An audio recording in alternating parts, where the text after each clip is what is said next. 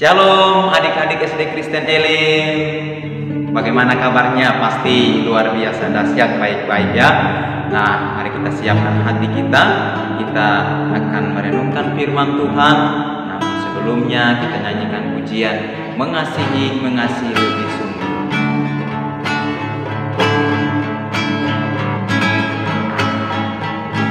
Mengasihi, mengasihi lebih sungguh.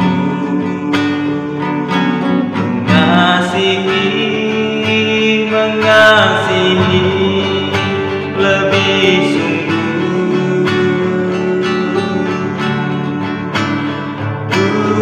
Tuhan lebih dulu mengasihi kepadaku.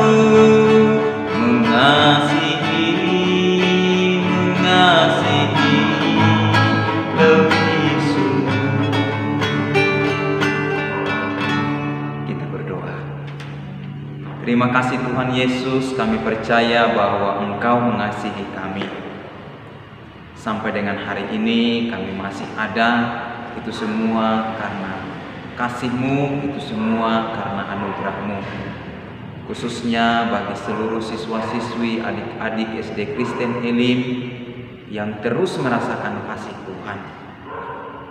Dan pada saat pagi hari ini, sebelum memulai akan setiap aktivitas kegiatan pembelajaran, kami akan mendahuluinya dengan membaca dan merenungkan firman Tuhan.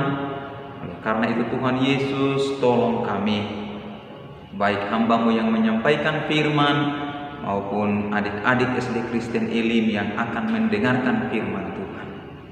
Ajarkanlah kami untuk selalu melakukan firman Tuhan di dalam kehidupan kami. Dalam nama Tuhan Yesus kami serahkan akan jam pemberitaan firman Tuhan saat ini. Haleluya. Amin. Nah, adik-adik, firman Tuhan pagi ini dalam kitab Injil Markus pasal yang ke-14 ayat yang ke-43 sampai dengan ayat yang ke-52. Demikian bunyi firman Tuhan. Yesus ditangkap.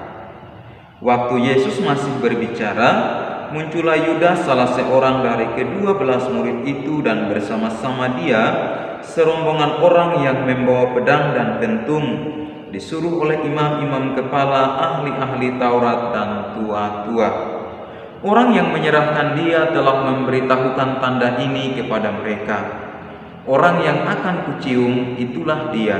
Tangkaplah dia dan bawalah dia dengan selamat.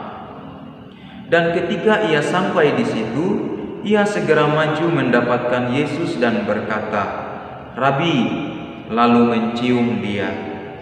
Maka mereka memegang Yesus dan menangkapnya. Salah seorang dari mereka yang ada di situ menghunus pedangnya, lalu meletakkannya kepada hamba imam besar, sehingga putus telinganya. Kata Yesus kepada mereka, "Sangkamu aku ini penyamun? Maka kamu datang lengkap dengan pedang dan kentung untuk menangkap aku? Padahal tiap-tiap hari aku ada di tengah-tengah kamu, mengajar di bait Allah, dan kamu tidak menangkap aku. Tetapi haruslah digenapi yang tertulis dalam kitab suci."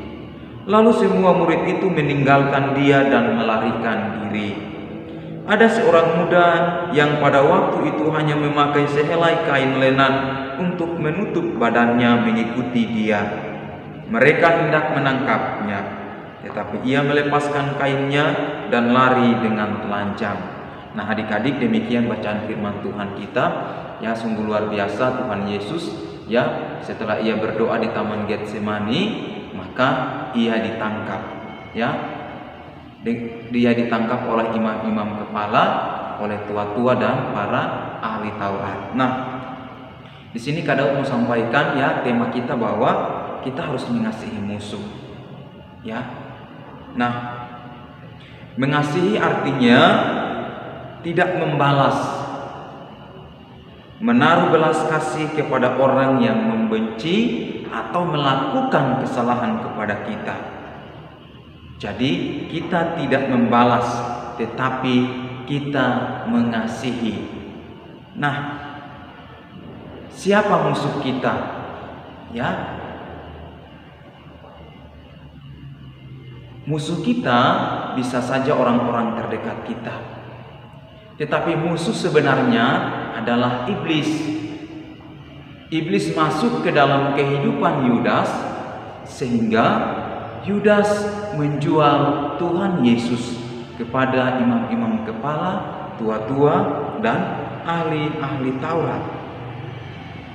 Mengasihi musuh artinya tidak menaruh dendam.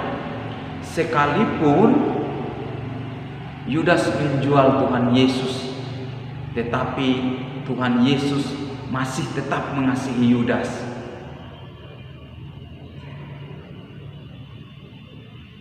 Tuhan Yesus tidak menaruh dendam kepada Yudas, namun Tuhan Yesus tetap mengasihi Yudas. Ketika Yudas mau datang sungguh-sungguh kepada Tuhan Yesus, maka Tuhan Yesus akan mengampuni Yudas.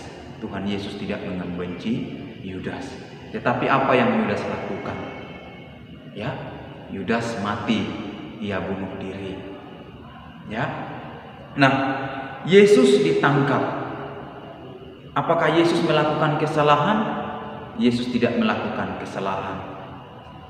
Tetapi ketika Yesus menyampaikan kebenaran tentang kerajaan Allah, hal itulah yang membuat orang-orang membenci kepada Tuhan Yesus dan mereka berusaha untuk menangkap Tuhan Yesus dan menghukum Tuhan Yesus. Adik-adik, kita mau belajar. Ketika kita melakukan kebenaran dan orang lain membenci kita, ingatlah bahwa kebenaran, kebaikan yang kita lakukan, sekalipun manusia menilainya itu tidak baik, tetapi Tuhan memperhitungkan semuanya itu. Karena itu, Daud mau sampaikan kepada adik-adik bahwa mari kita terus melakukan kebenaran di dalam kehidupan kita. Melalui apa kita melakukan kebenaran? Melalui sikap kita, melalui perkataan kita. Dengan demikian, maka orang lain pun akan mengikuti apa yang kita lakukan. Karena itu, tetap mengikuti Yesus. Apapun kehidupan kita, lakukanlah kebenaran sekalipun kita diuji. Tuhan Yesus memberkati firman Tuhan pada pagi hari ini. Daud mengajak, mari kita berdoa. Terima kasih Tuhan Yesus, kami bersyukur untuk firman-Mu. Tuhan berkati, biarlah kami terus melakukan firman Tuhan di dalam kehidupan kami. Kami menyerahkan akan kegiatan pembelajaran siswa-siswi SD Kristen Elim, bahkan seluruh guru-guru yang menyampaikan pembelajaran. Tuhan berkati. Terima kasih Tuhan Yesus, kami mengucap syukur dalam nama Tuhan Yesus Kristus. Haleluya. Amin. Tuhan Yesus memberkati.